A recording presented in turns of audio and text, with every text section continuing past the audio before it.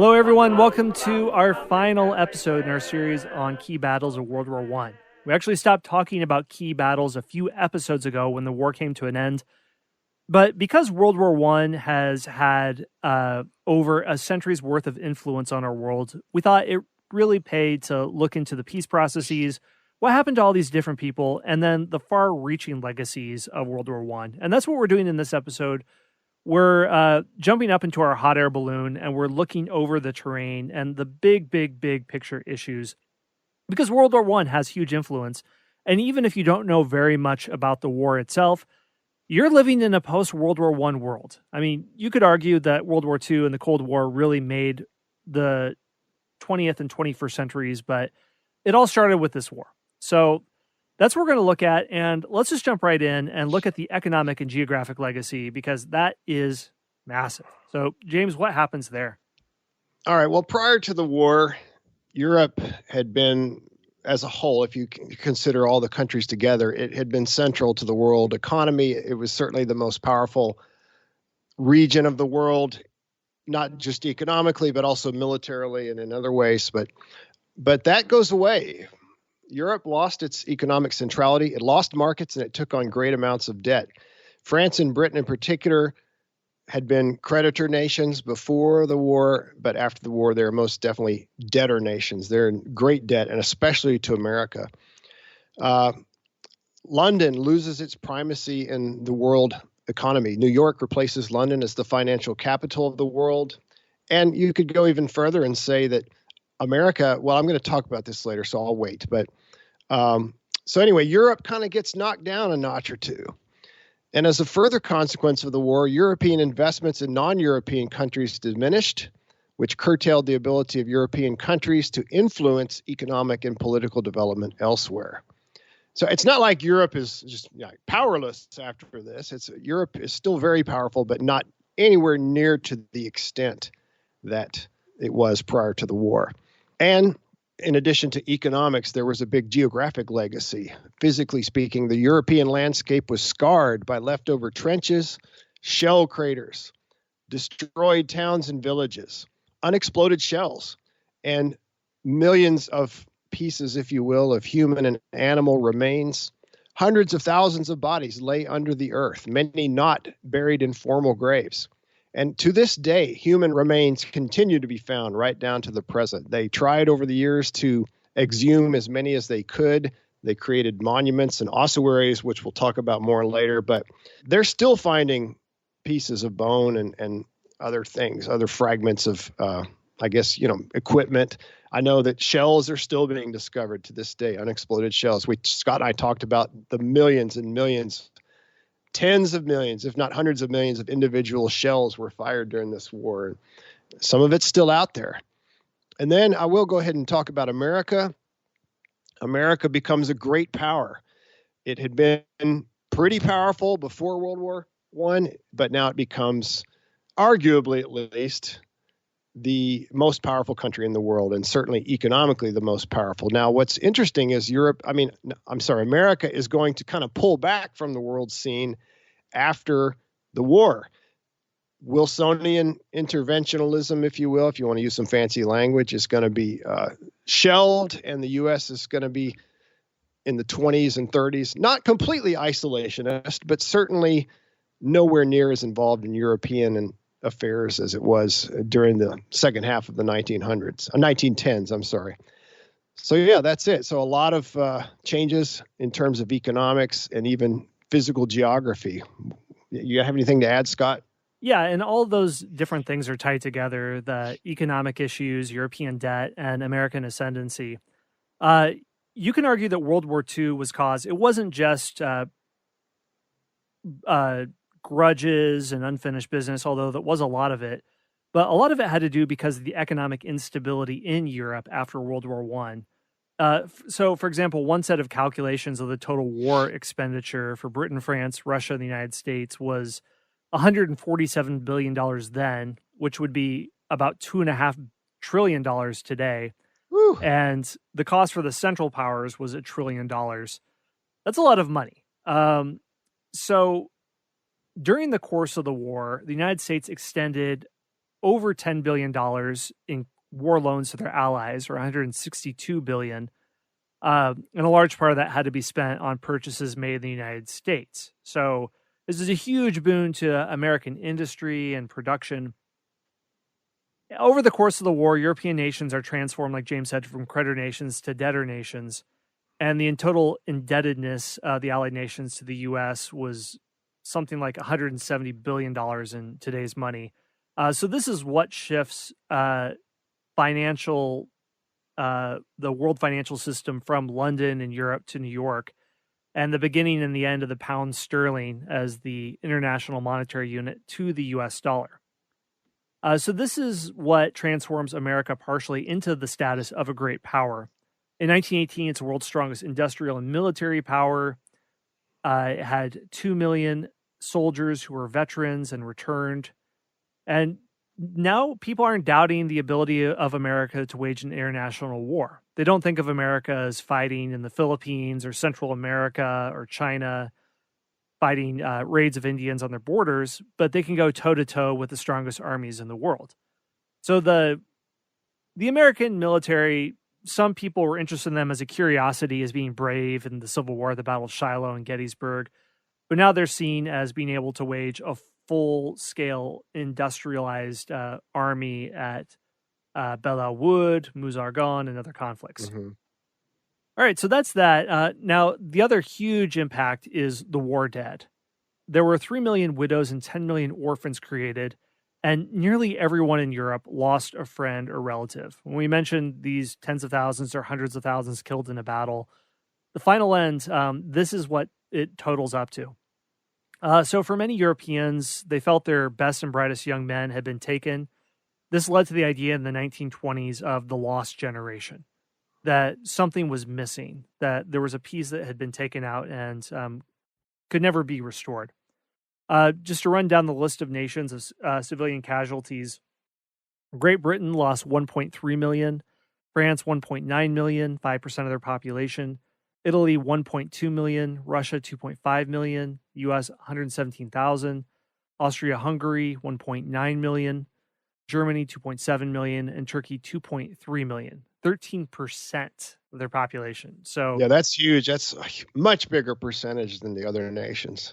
Right. I mean, part of it, combat was terrible, but also conditions were much more primitive. So there's more disease, there's more starvation. That has a massively destabilizing effect on the Ottoman Empire, which it's always easier to wage a revolution when you have a lot of people die. They're not invested in the old system as much.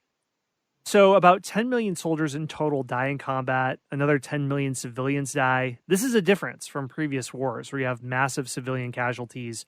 You have a total war. That's part of what a total war means, as opposed to soldiers on a battlefield. I don't know what the proportions are in the Civil War, James, but I'm sure it's much lower.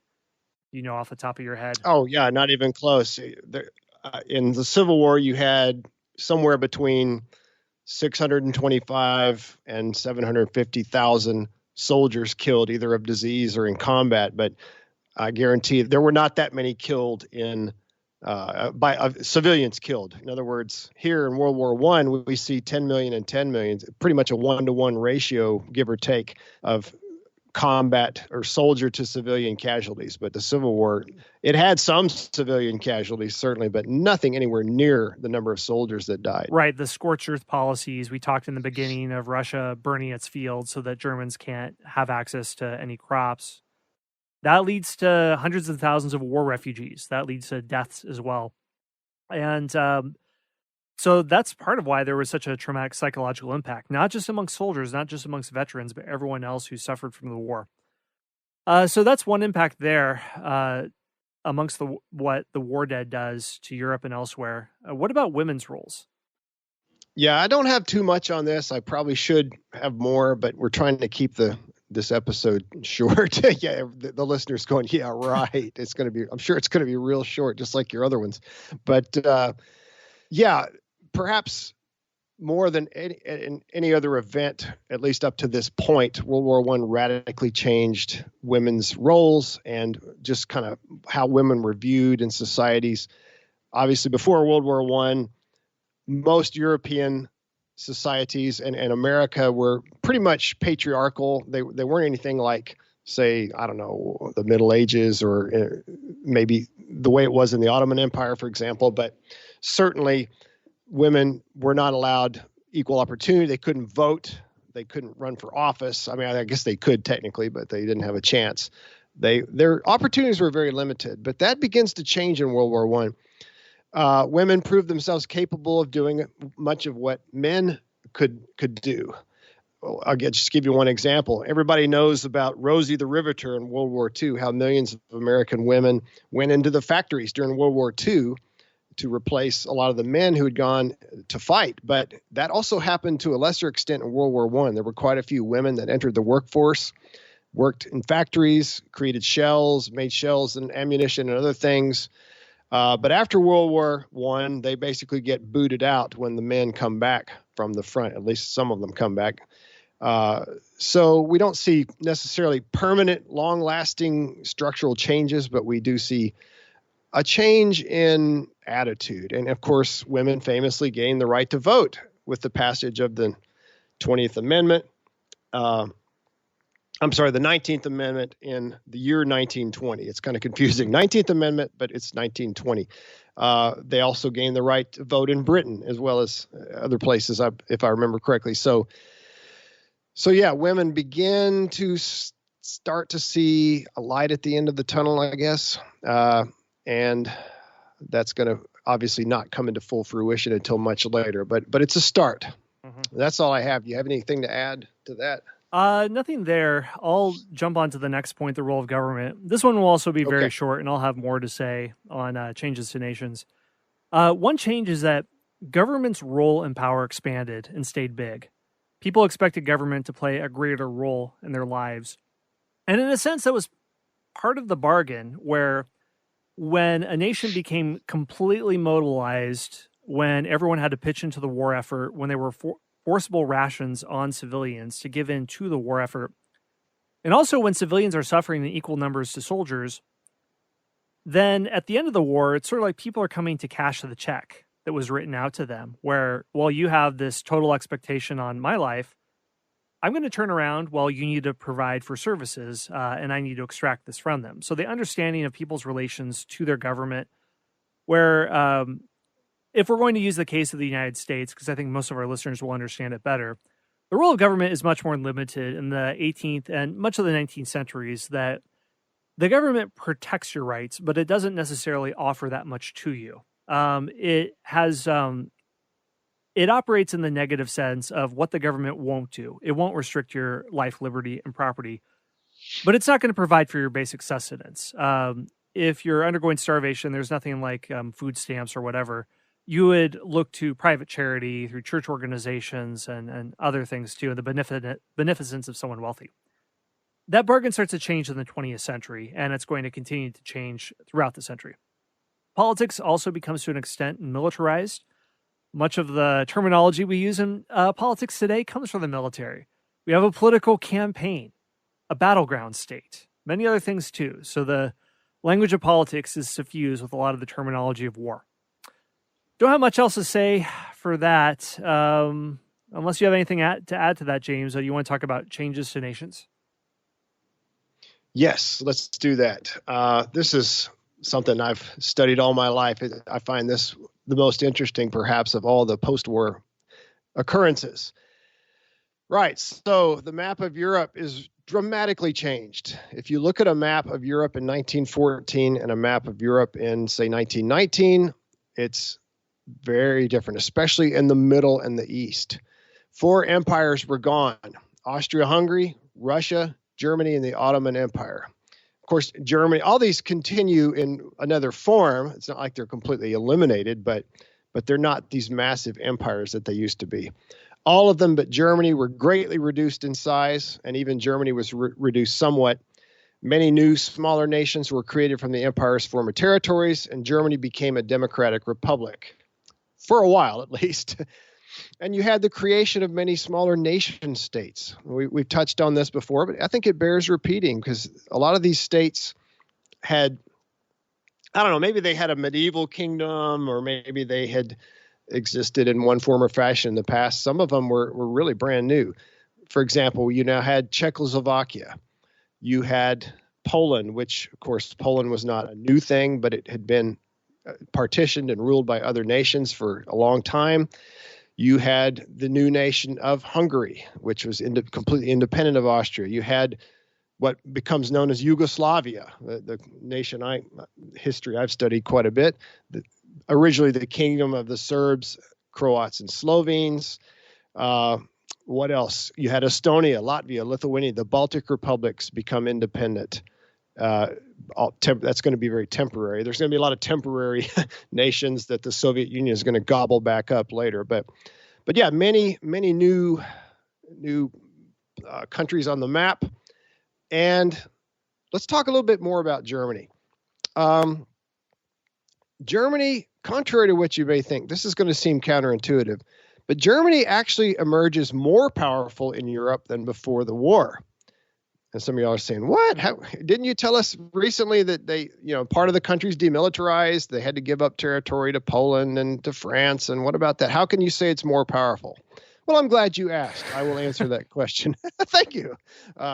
Before the war, Germany had been one of 5 European great powers. You had Russia was a great power, Austria-Hungary, Germany, France, and Britain. After the war, it was the strongest of the remaining 3. So there's just 3 great powers left. Russia's not great, at least for a while. It's going to make a big comeback, of course, but Austria-Hungary, gone. The Ottoman Empire, gone.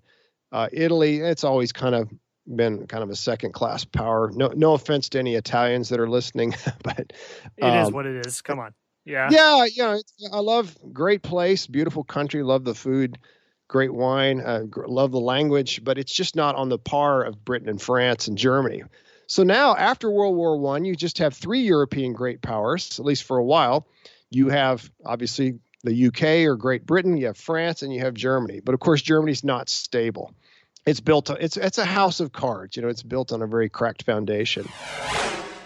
Hey everyone, Scott here. We're going to take a very short break for a word from our sponsors. Once in a generation, a podcast comes along with the power and eloquence to inspire us all. This show will entertain you while you wait for that one.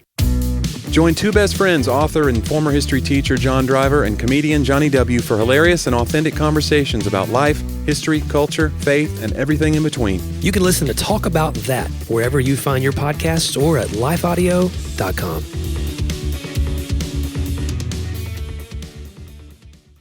Are you concerned about tensions in the Middle East? Do you wonder where we're currently at in the biblical timeline? Are we really in the last days? Hi, everyone. I'm Dr. Carl Muller with the Inside the Epicenter podcast.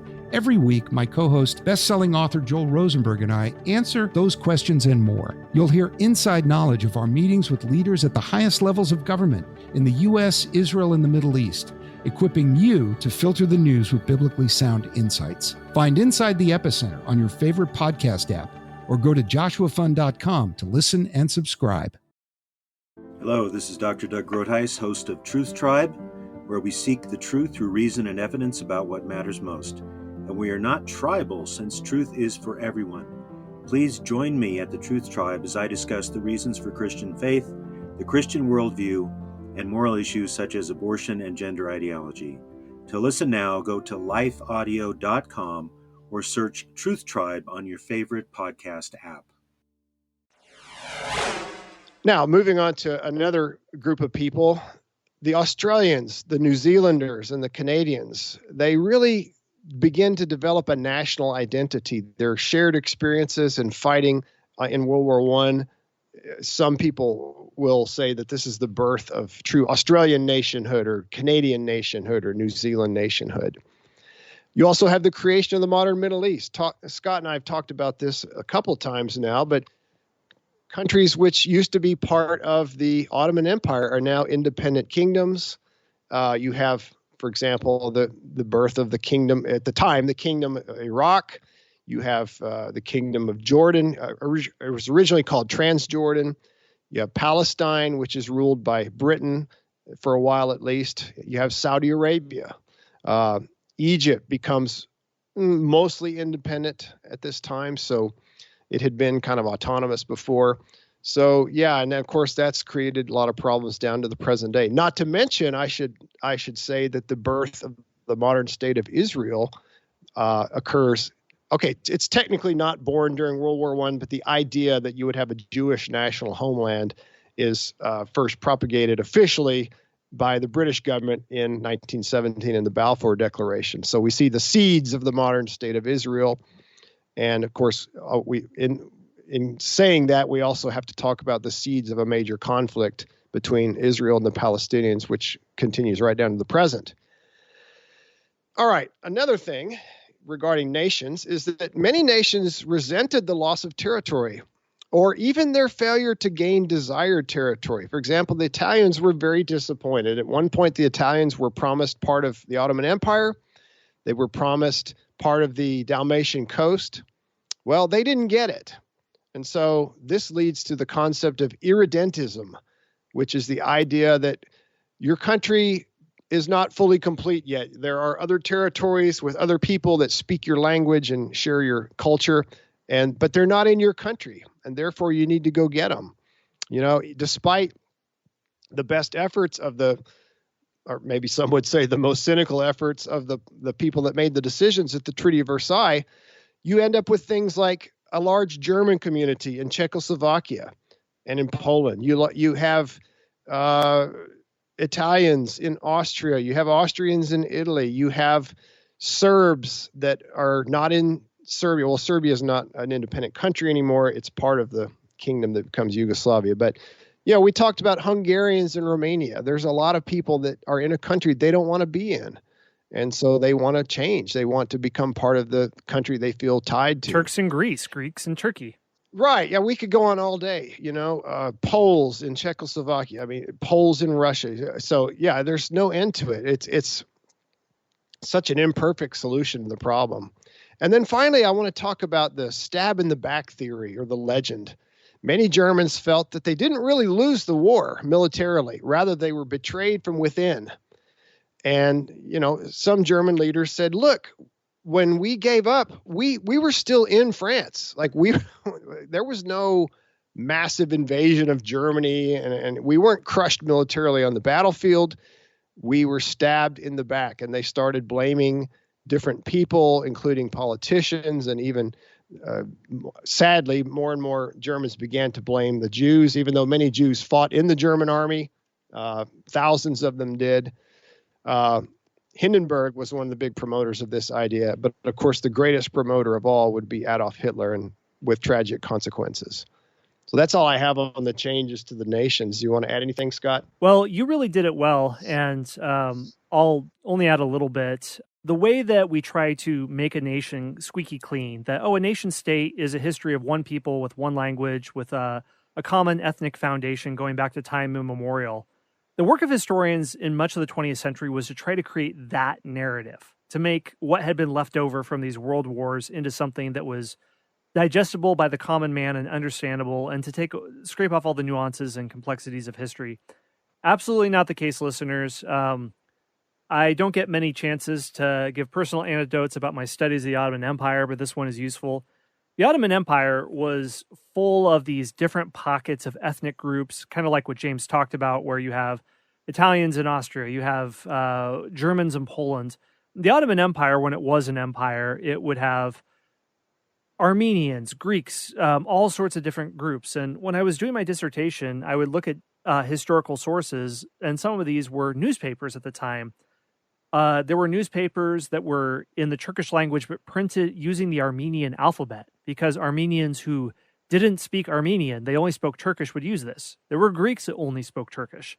And after a population exchange between Greece and Turkey, when both of them became nation states, Turkey became a nation state, ethnic Greeks in Turkey went to Greece, ethnic Turks in Greece went to Turkey, and there were Greeks who spoke Turkish. They didn't know Greek. There were Turks who spoke Greek. They didn't know Turkish. And one final example of the effects of this, in the beginning of the Iraq War in 2003, after Saddam Hussein is deposed, and there's insurgency, there's low-scale warfare between different groups, between Sunnis, Shias, Kurds, people think, why are they bombing and killing each other? They're all Iraqis. Why on earth would they be doing this? They're cutting their nose to spite their face.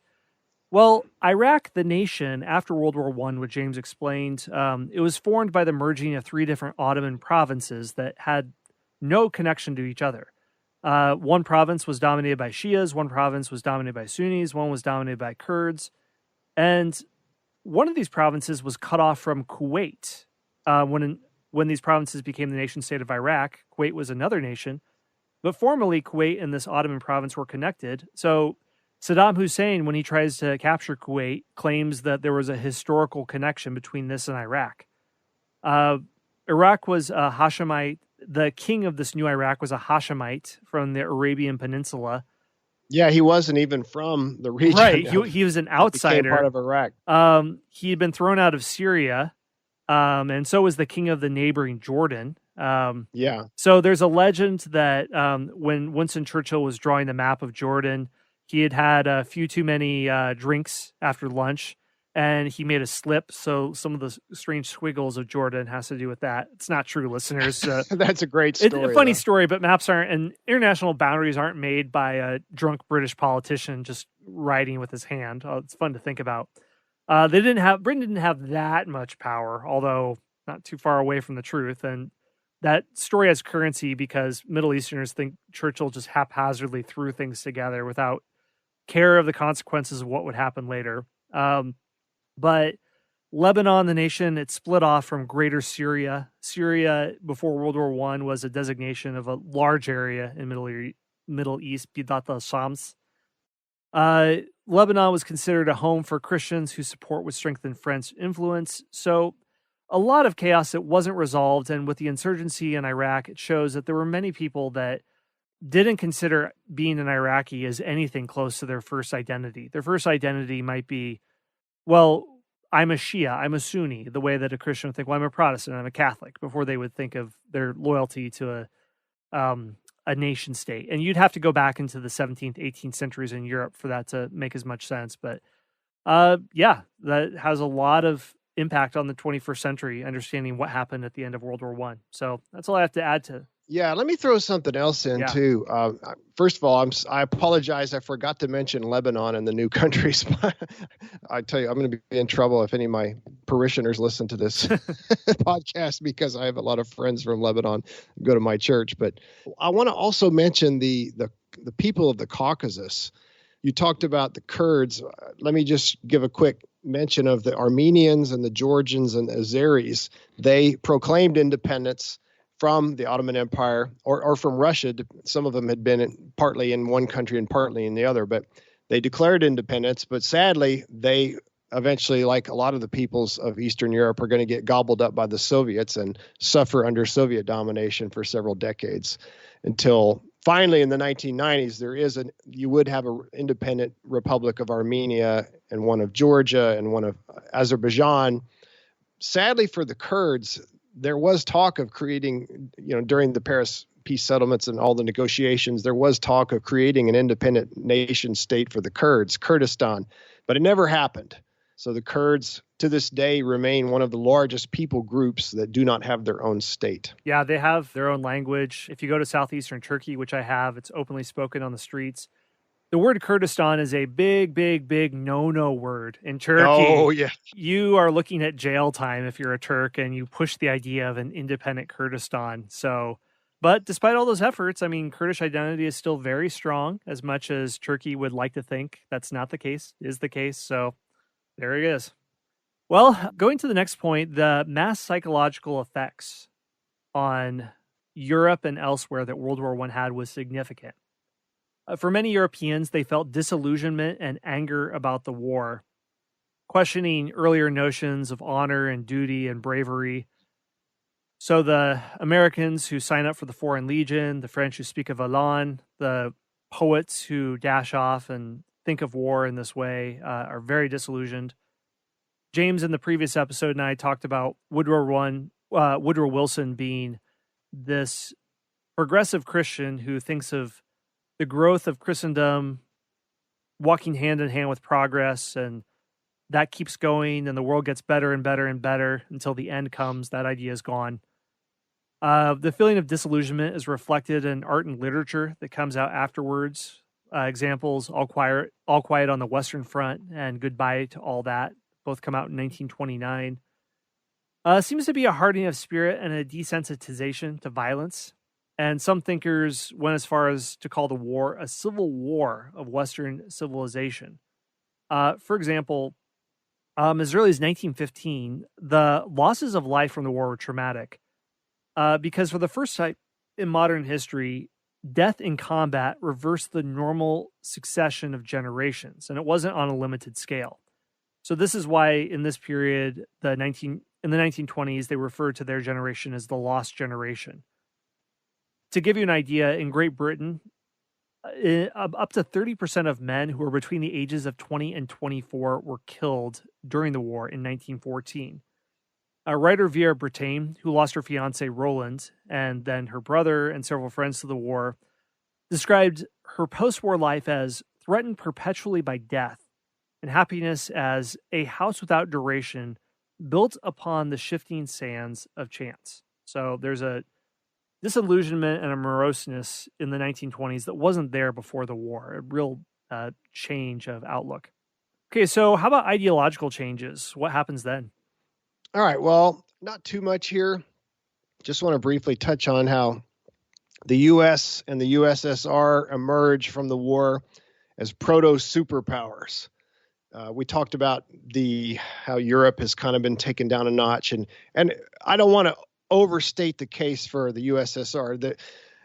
When the war ends officially in 1919, Russia is still very much in chaos. There's a civil war going on. It's going to take several years for the Bolsheviks to defeat the anti-Bolshevik forces, the so-called white forces. The Bolsheviks' army was called the Red Army or the Red Forces. The forces that fought. Well, I should probably save this for later because I think you're. Well, where are we? We lost our place, folks. I think. Are we? I guess we're doing right, but you're going to. I skipped 8. You're going to be doing the further conflicts. Well, let me do that too, I guess. Sorry, listener. You can edit that out if you want, Scott, or if not, you'll realize that Scott and I are human beings. We make mistakes, but suffice it to say for now that Russia is nowhere near a superpower in 1919, but it's not going to take them very long to get to that point. I've already touched upon how once the Bolsheviks gain firm control of Russia, they're going to gobble up a lot of this territory they've lost. I've already talked about the republics in the Caucasus. They're going to also reestablish control over the Central Asian republics like Kazakhstan and Uzbekistan and the other stans. They're going to retake Ukraine. They're going to take over the Baltic republics again. So I would say easily by 1930, if not sooner, the Soviet Union is very much a great power once again and very much a superpower. And of course, the U.S., we've already talked about how they became a superpower both economically and militarily. However, these two superpowers, or proto-superpowers, if you will, they presented two totally different models for how to structure government and society. One person at the time, and I'm sorry I don't have the source of this quote. I got this from Professor Lulevichus, who I've quoted several times. He did the great course on World War I, which we'll give you a link to, or at least we'll put it down as a reference in our references sheet. One person at the time said that each nation of the world needed to make a choice between Woodrow Wilson and Vladimir Lenin. I thought that's a really good quote, Scott. It really sums up. And that's pretty much sums up most of the rest of the 20th century, right? Yeah, that's a nice, succinct way to say it. Yeah, everybody's going to choose between Wilson and Lenin's plan for the world. I wouldn't choose Wilson as my standard bearer, but, still, good quote. Yeah. Obviously, at the time, that quote made sense. Later, we would say you're going to have to choose between the U.S. and the Soviet Union. The foundation for the Cold War, nevertheless, was laid. Hey, everyone, Scott here. One more brief word from our sponsors. Once in a generation, a podcast comes along with the power and eloquence to inspire us all. This show will entertain you while you wait for that one. Join two best friends, author and former history teacher John Driver and comedian Johnny W. for hilarious and authentic conversations about life, history, culture, faith, and everything in between. You can listen to Talk About That wherever you find your podcasts or at lifeaudio.com.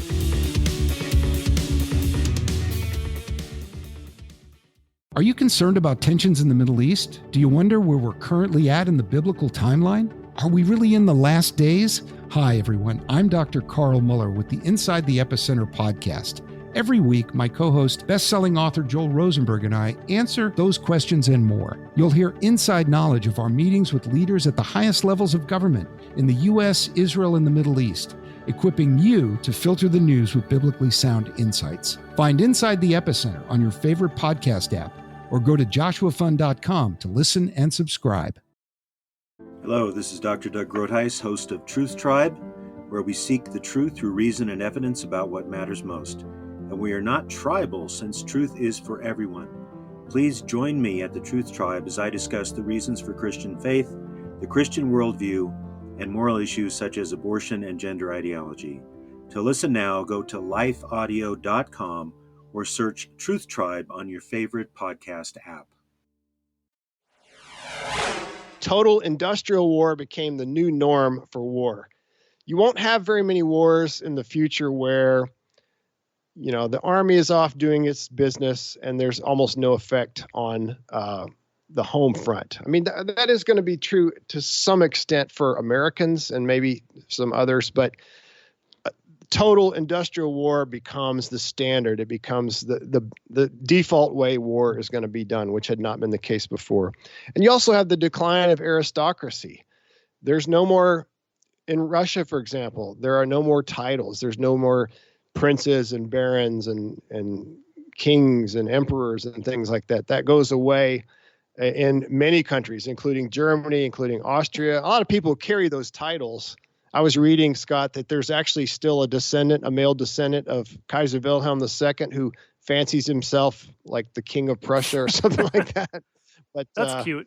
Yeah, it's everybody just kind of smiles and says that's really cute. Yeah. I think it's his great grandson who's maybe about 40 years old or so. But anyway, so aristocracy is largely swept away, not completely, of course. You still have the British, but aristocracy becomes kind of an antiquated, old school style of structuring your society, and the new models come forth, which are either a democracy, a democratic republic, or kind of a communistic type of state, a totalitarian state like the Soviet Union. Right, and anything else you can add? Yeah, I mean, with the decline of aristocracy, that is significant because if we take the example of Britain, it's assumed that the leaders of government, the major parliamentarians, the generals, would be from this class. Right. It's not the Middle Ages. You're not bound as a serf to a land anymore. It's nothing like that, but there's still a class obsession in Great Britain and other places in Europe to know your family lineage. World War I, the way it's fought really affects things. Because in World War I, many of the officers were sons of the British upper classes. Many of them are killed, and those who are fortunate enough to survive, they return to a country that's in a state of flux. And the path laid out for them for the rest of their lives, or what they thought would be the path laid out when they were younger, it's no longer automatically assumed that they're going to find a place in government. They're going to find a place in the military. Part of it is that their numbers are simply diminished. Until late 1917, the upper classes suffered proportionally greater losses in fighting than any other classes. So there's no returning to the status quo after that. But there's also a fall in numbers of those willing to serve the upper classes and their families as they had done for hundreds of years. In the past, the servant class in upper middle class homes were people whose family tradition was to work there. When someone left, the cook would recommend a niece or another family member, but that no longer happens. So there's a crisis in terms of labor that's required to keep up these lifestyles. And this decline in upper classes is also hastened by things like the representation of the People's Act in June 1917, which gave the vote to an additional 5 million men and nearly 9 million women. So earlier in this episode, when we talked about greater women's rights, It's not just women. It's not as if men are a monolith who hold power, which today when people talk about patriarchy, I roll my eyes a little bit because I think like you're talking about as if men are in collusion, as if a royal or a nobleman would see himself on the same plane as a serf male. When I think gender was far less an issue of understanding of equality than class would have been. So at the same time, women are getting the vote. There's a whole class of men that are getting the vote as well. And that's a huge change. So today, for example, if we think about the Prime Minister, Boris Johnson, I know that he can quote ancient Greek. He's quoted the Odyssey and Iliad, but I have no idea of his background, if he's upper class or if he was just a guy who pulled himself by the bootstraps. 100 years ago, if you're prime minister, of course you would have been elite background. There's no other way it could have been. You wouldn't have an Andrew Jackson kind of rabble rouser being prime minister 100 years ago in Great Britain. But today, I have no idea. Do you know if he's of elite background or not? Yeah. Well, I don't know. Yeah. I'm sorry. Yeah. All right. Well, that's ideological changes. I'll run through further conflicts real quick, and then you can add on what you want to, James. I don't have a lot to say here. Hey, you want me to take this one since you're going to do the next one? Yeah, that sounds good. All right, let me do this one just to give you a break. I already touched upon the Russian Civil War. Russia is plunged into civil war between the so-called Reds, who were in favor of the Bolsheviks running the country, and then you had the Whites, and the Whites were a strange mix of different kinds of people. They were far from unified. Some of them wanted more of a democratic republic, kind of like you had briefly seen under the provisional government. Others were straight up royalists. They just wanted to go back and put somebody on the throne again and go back to having a czar. You had others that had other ideas, but it was a very bloody battle. More Russians were killed in the Russian Civil War than in the World War I. Wow. So it was even bloodier for Russia than the actual Great War itself. And that's saying something, because how many did you say we lost? Russia lost 2.5 million, maybe. That's just an estimate in World War I alone. Several million more would be killed in the Russian Civil War. And of course, eventually the Bolsheviks come out on top. And they, as I've already touched upon a couple of times, they start reabsorbing lands that used to be part of Russia but were lost at the end of World War I. And you end up with the official formation of the Union of Soviet Socialist Republics, or the USSR, in, I believe, 1923. Sometimes I'm off by a year or two. And again, we have a new type of government that's never been seen in the world before. A communist state, a totalitarian Marxist communistic state. And to say that it's going to have a big impact on world history for the next, almost 70 years is an understatement. But that's for another series. All right, we talked about the Greco-Turkish War with forced relocations. I don't think I touched on that. I did touch on the massacres of Greeks in Smyrna and other parts of Anatolia, but there's going to be a forced exchange of populations. Many Turks that live in Greece are going to be forced out, and they're going to have to move, even though their ancestors had lived in these lands for, hundreds of years, perhaps? Yeah, centuries. Centuries. And the same thing will happen on the other side. The Turks are going to force out most of the remaining Greeks out of the new Republic of Turkey. And those things never go well, I should say. They always say, oh, we're going to do this peacefully and nobody's going to get hurt and all that, but it never works out that way. So, and to this day, there's a lot of bitterness between Greece and Turkey. There's a Polish-Soviet war. It was a Polish victory, believe it or not. They kept the Soviets from dominating Poland. As Scott already touched on, you had communist revolutions in Hungary and Bavaria, and even individual German towns. Those were eventually put down. Ukraine is fighting with Poland and Romania. And that's just hitting the highlights. We could do a whole podcast just on wars and unrest that has broken out after World War I. It takes a long time for there to be any semblance of actual peace in certain parts of Europe. But one more conflict I want to mention is actually not a conflict between armies, but it's a conflict between germs and human bodies. We understand that very well today. Oh, Lord have mercy, we do. The Spanish flu.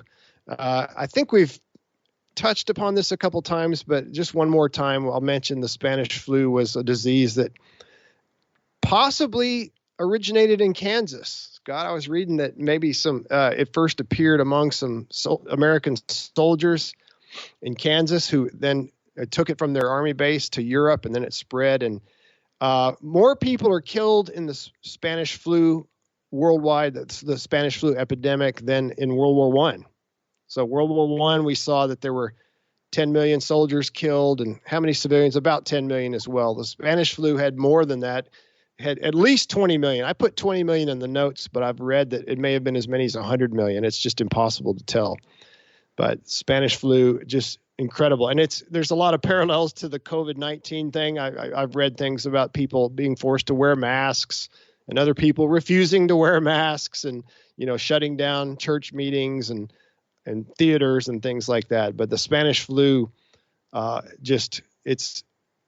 would say it's been forgotten, but actually now it's been recalled, hasn't it, Scott? It's kind of back in the news, but for a long time, almost nobody even knew what it was. Oh, yeah, it's a big deal. One of my most downloaded episodes recently was a guest in March 2020, an epidemiologist with the National Institute of Health. Mm-hmm. And he argues that COVID-19 is nothing compared to the Spanish flu, which I guess is good news. But part of let's hope it stays that way. Part of his argument is that the reason Spanish flu is so deadly is because of World War I. And the way that disease transmission happens normally is the more deadly strains of a virus, let us say, they stop spreading quickly because when they're deadlier, you kill your host more quickly and you die out. If you're a virus, what you want to do is be mild because you don't care about killing your host. You care about surviving. And if you're milder, then you're going to spread to more people because you won't kill your host. But World War I turned over the apple cart because those on the trenches who had a deadlier strain of the virus, if a war weren't happening, they would simply go home, have bed rest. Maybe they would have died, but they wouldn't have been around many people because they're consigned to bed rest in their home. In World War I, if you get this deadly strain, then you're taken away on a gurney. Maybe you're put on a train back behind enemy, back deeper into your own territory, and you're put in a field hospital, and you're shoved into a place where you're around a lot of people. You're not home at bed rest. You're exposed to more people. So because the normal modes of transmission were changed, this made the deadlier strain able to affect more people. So if the strain hadn't happened at the time it did, there probably wouldn't have been so many people died. But because it lined up with World War I, that's why it killed so many. That was this epidemiologist's take, at least.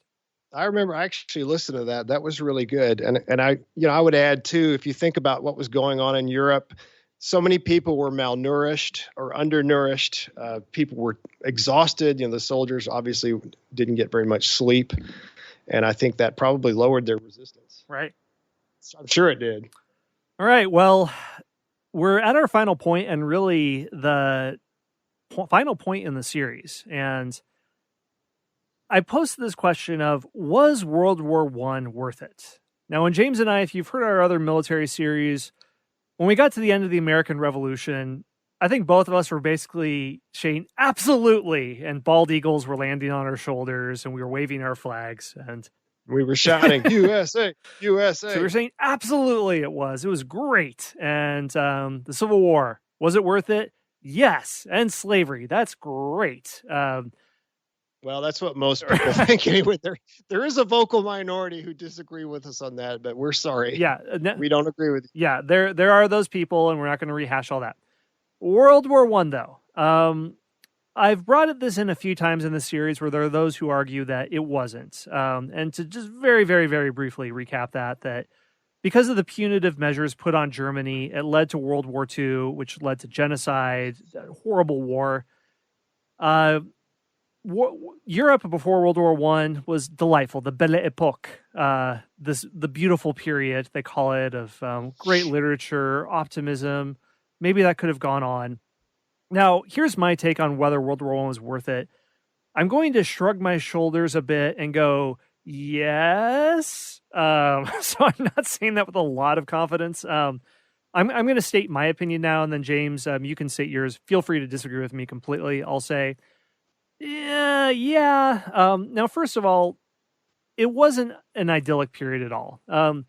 Germany was at the time of the war, a military oligarchy. it wasn't a liberal democracy, and had it won, it would have controlled much of Europe. Real power in Germany lay in the hands of the Kaiser and his advisors. Basically, Hindenburg and Ludendorff controlled the government, along with the military. And Western civilian leaders and the Kaiser were pushed aside in favor of this duopoly, military oligarchy, whatever you want to call it. And it wasn't as bad as Imperial Germany. I'm not saying that by any means, but it was bad enough as its own way. And when the Allies fought their campaigns of liberation, they were greeted with open arms in France and Belgium and elsewhere. They were welcomed by those civilians who had endured years of harsh occupation by the Germans, included deportations and forced labor. I mean, there weren't extermination camps. There was no Auschwitz or Dachau, but it still wasn't pleasant.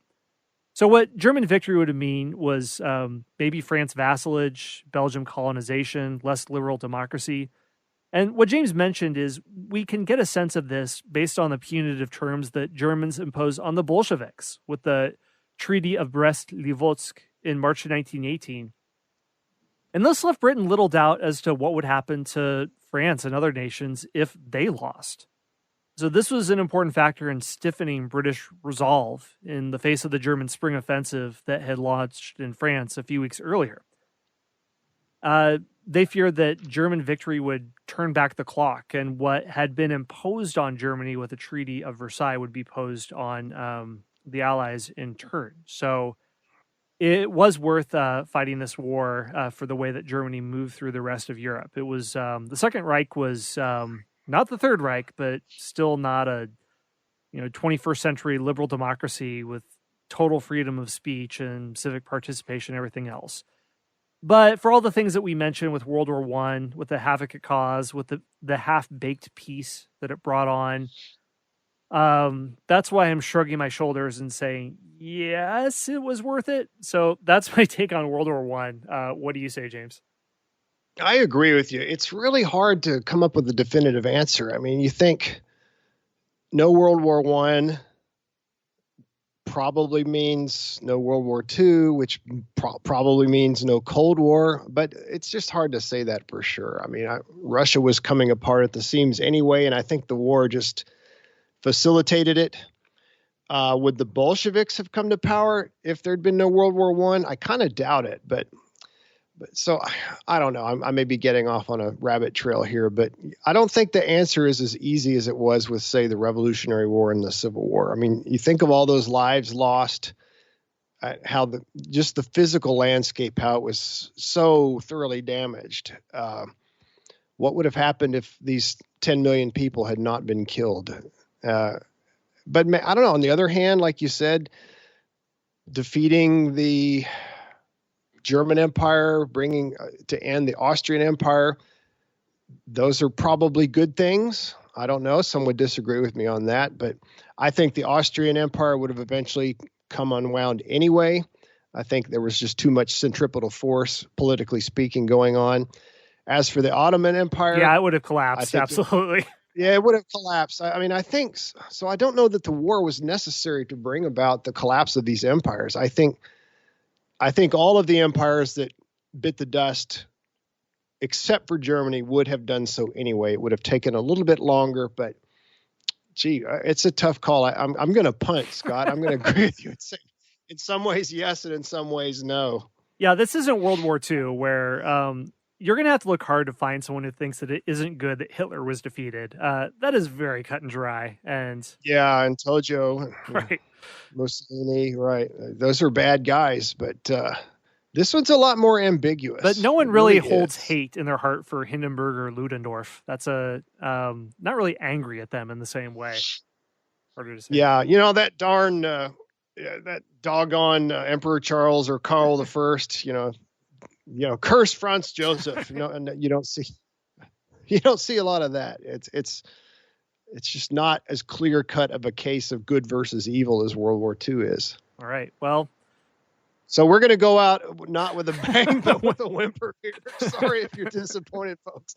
It's like, man, we go through all this series, 24 episodes, and that's all you can come up with. But it's not clear cut. There's not a simple answer. Yeah. I mean, that's James and I mean, we try to do history as best we can. And I think that's us being honest with the moment, that for us to triumphantly shout, yeah, World War One.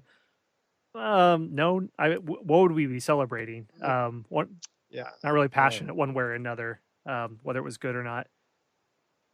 Okay, well, before we close off, anything else to add to this series? Any closing comments on the Great War? As I've said before, it was just a monumental. I'm not sure that not many events in world history have been so cataclysmic and so monumental and have brought about so much change. It's been fun. I was telling Scott offline earlier when we were talking that I've been eating, sleeping, and breathing World War I for the last 7 months, and I'm kind of ready to move on. I enjoyed it. I learned a ton. I've read, I think I counted 15 total books on the topic, and I can't tell you how many hours of YouTube videos I've watched. It's kind of scary how many. If I actually added up the total amount of time, it would probably be, dozens of hours. But it's been very helpful to me to understand the modern world. You certainly can't understand World War II, and therefore not the Cold War, and even the modern world today. You can't understand the modern Middle East without understanding World War I. So it's maybe not the most fun subject to study. It's not the most popular subject to study, especially among Americans. I think it's more popular among Europeans, but it's nevertheless absolutely essential that we understand World War I. And I hope that Scott and I have been able to give everybody a decent overview. And again, I know we've just scratched the surface, but hopefully we've possibly motivated you to do some more study on your own, to do some reading or watch a movie or a documentary, and just learn more about this underappreciated and much misunderstood war that was so critical to shaping today's world. Right. In many parts of the world, the war is still being fought, or at least the legacies of it. And if you want to follow up, go to the site that I mentioned in the outro for the series and the prologue. And there you'll find the maps and then the resources, the movies we talked about, the books we talked about. If you want to zero in on a specific thing or a specific person, if you are a Hindenburg man or a Ludendorff girl or an Alvin York man, whatever, just dive into that. You can do that. All right. Well, that wraps it up. Thank you for your patience, listeners. Thank you. Like this, you've invested almost 24 hours of your life on this. If it's been a slog, I hope that at least transports you back to the experiences of a doughboy. That's why we did it, James, right? Just to really draw this out and to get you back in the trenches and feel what it felt like to be there.